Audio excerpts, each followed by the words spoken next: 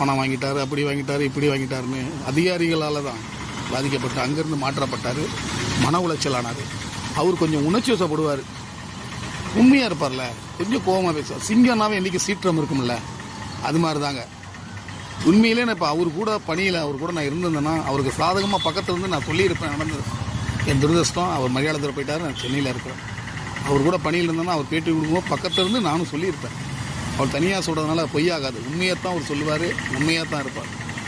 அவர் உண்மையான நேர்மையான காவல்துறைக்கு ஒருத்தர் தான்.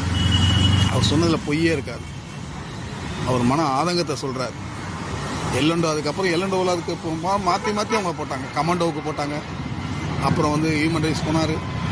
அப்புறம் டிஜிபி ஆஃபீஸில் இன்னொரு இந்து சமயத்தை விசாரிக்கிற டியூட்டி ஒன்று போட்டாங்க, மணலி போட்டாங்க. அவரை தூக்கி அடித்தாங்க.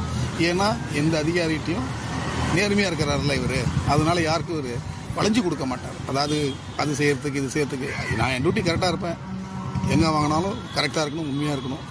இந்த ஆஃபீஸருக்கும் அது செஞ்சுக்கிறேன் இதை செஞ்சுக்கிறேன்னு வாங்க மாட்டார். அதனால தான் மாற்றப்பட்டார். இப்போ அங்கே போய் மயிலாடுதுறையிலையும் கலக்கிட்டார். ஒவ்வொரு நாளும் ஒரு பேப்பரில் பார்ப்பேன் நான்.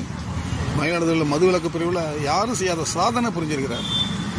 உண்மையிலே சொல்கிறேன், அவரை கொண்டு பிக் பாஸில் கொடுத்தா கூட அங்கேயும் சாதிக்கிறவர். அந்தளவுக்கு திறமையானவர், உண்மையானவர். அவரை இந்த கவர்மெண்ட்டு கவனிக்காமல் விட்டாலும் பரவாயில்ல, கடவுள் கண்டிப்பாக ஒரு பக்கம் இருப்பார். அவர் உண்மை ஜெயிக்கும், அவர் வெல்வார். இது என் மனசில் பட்ட உண்மையை சொல்கிறேன். வணக்கம்.